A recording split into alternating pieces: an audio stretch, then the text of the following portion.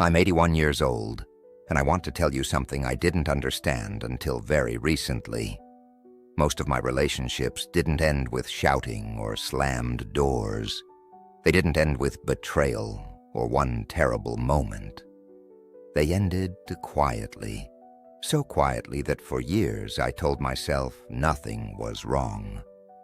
I'm sitting alone in my living room as I say this, same room I've had for decades, same chair, same window. What's missing are the voices, and that absence is louder than anything I ever argued about. At this age, you don't think in terms of decades anymore. You think in seasons. You feel time differently in your body. Mornings come faster. Years collapse into each other.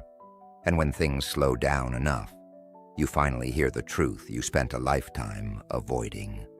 I used to believe relationships fell apart because of big mistakes, affairs, cruel words, anger. I thought as long as I avoided those, I was doing fine. I thought being decent was enough.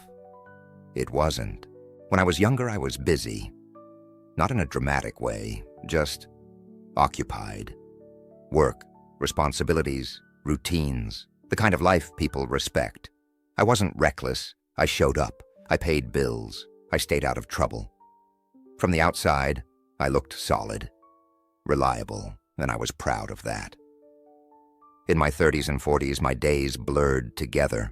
Wake up early, go to work, come home tired, eat dinner, watch television, go to bed, repeat. I told myself this was adulthood. This was what providing looked like. My wife used to talk to me in the evenings.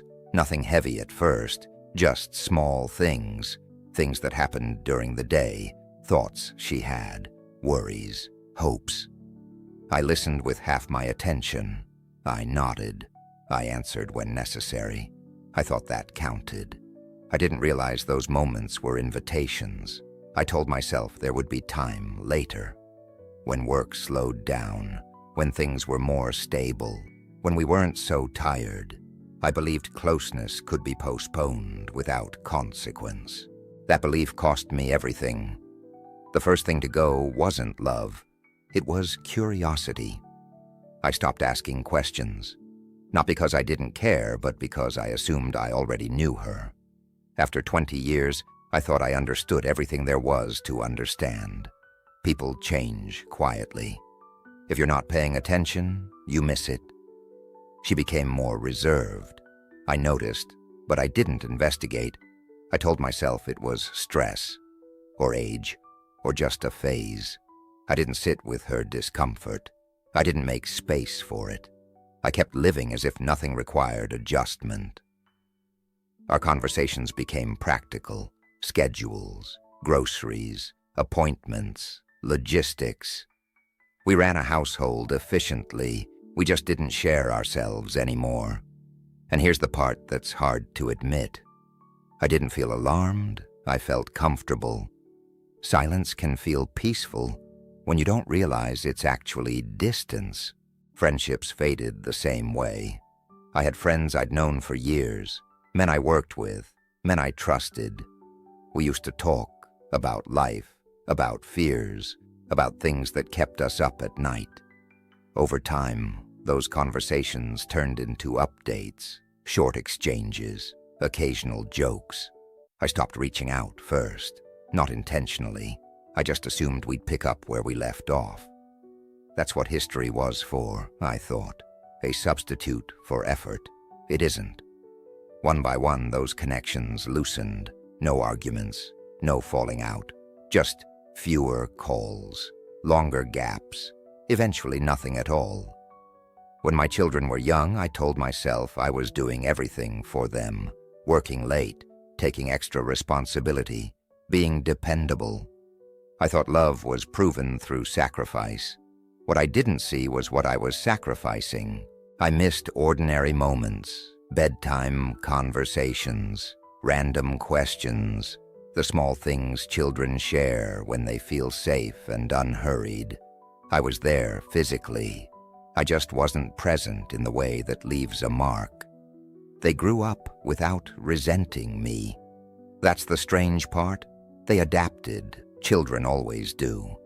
But adaptation doesn't build closeness. It builds independence. By the time I noticed the distance, it already felt normal to them. The turning point came after my wife died. It wasn't sudden. Illness has a way of announcing itself slowly. Hospital visits, waiting rooms, quiet drives home. In those final months, I sat beside her more than I had in years. I held her hand, I listened, and I realized how much I had missed. She talked about things she'd felt for a long time, not accusations, just truths. Moments when she needed me and I wasn't fully there. Times she chose not to speak because it felt easier than repeating herself. I didn't defend myself. There was nothing to defend. I understood her too late. After the funeral, people checked in at first, then less often. Life moved on for everyone else. That's how it works. The quiet that followed wasn't peaceful. It was revealing. I started replaying conversations from decades ago, moments I brushed past, feelings I minimized, not because they were unimportant, but because they were inconvenient. I saw the pattern clearly for the first time. My relationships didn't fall apart because of cruelty. They fell apart because of neglect, gentle neglect, polite neglect, the kind that hides behind good intentions. I thought consistency mattered more than presence. I was wrong. Consistency keeps things running. Presence keeps them alive. At 81, you don't have many illusions left. You see things as they are. There's no future version of yourself coming to fix what you didn't handle. There's just now and memory. I still speak to my children. They visit. We're cordial, loving, even. But there's a layer we never built, a depth that requires years of shared emotional attention. You can't rush that at the end. Some friendships are gone entirely, not because we stopped caring, but because we stopped showing it. And eventually, caring without expression fades into something abstract.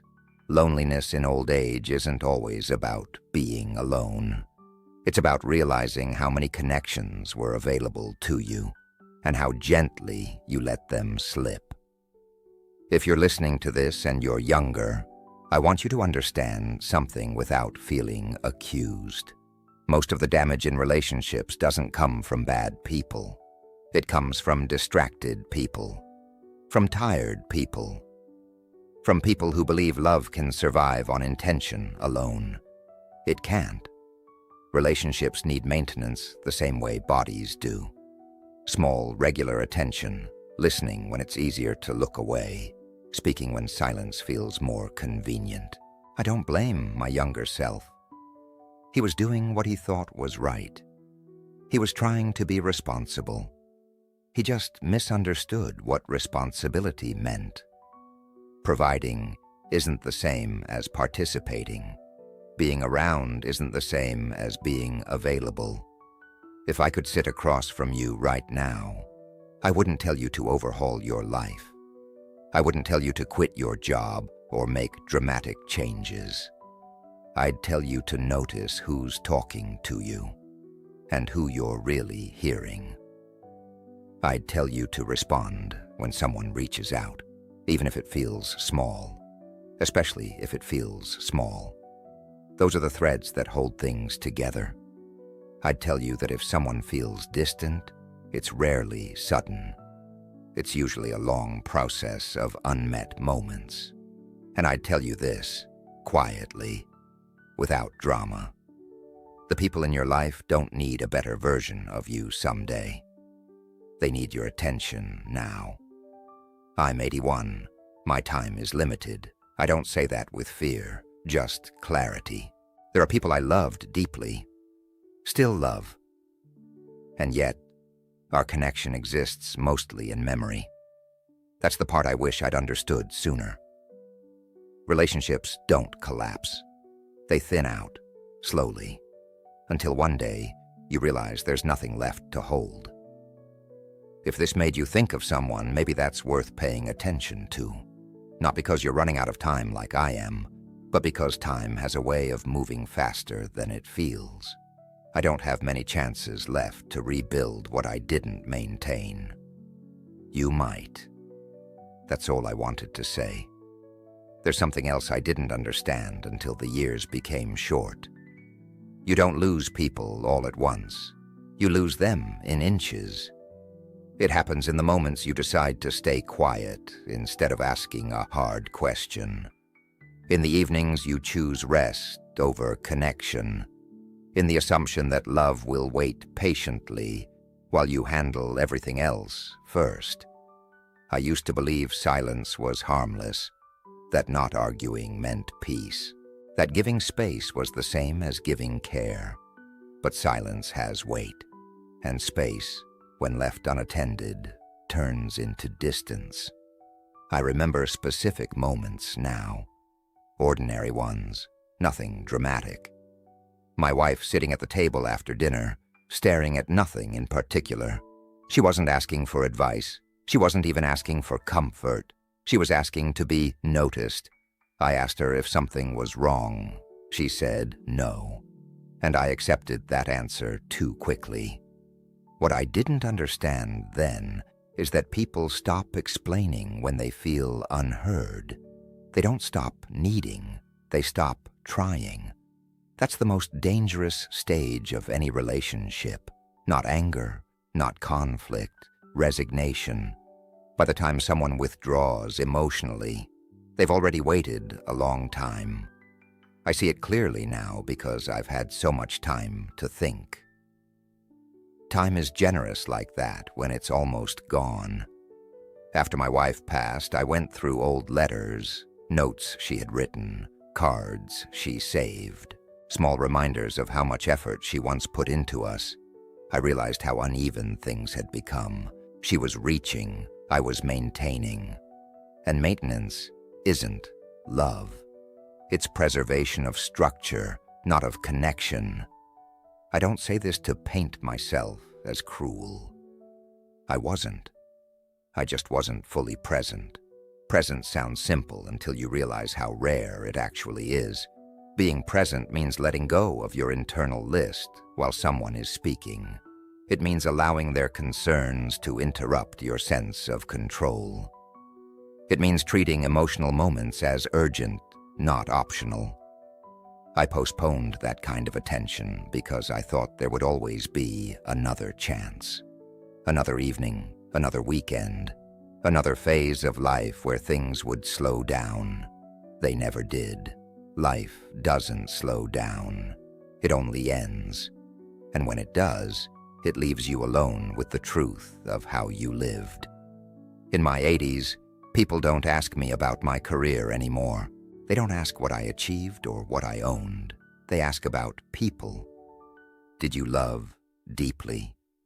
Did you feel understood? Did you have someone who really knew you? Those questions come late. Too late to build new answers. I've noticed something about the elderly who seem at peace. They aren't the ones who accomplished the most.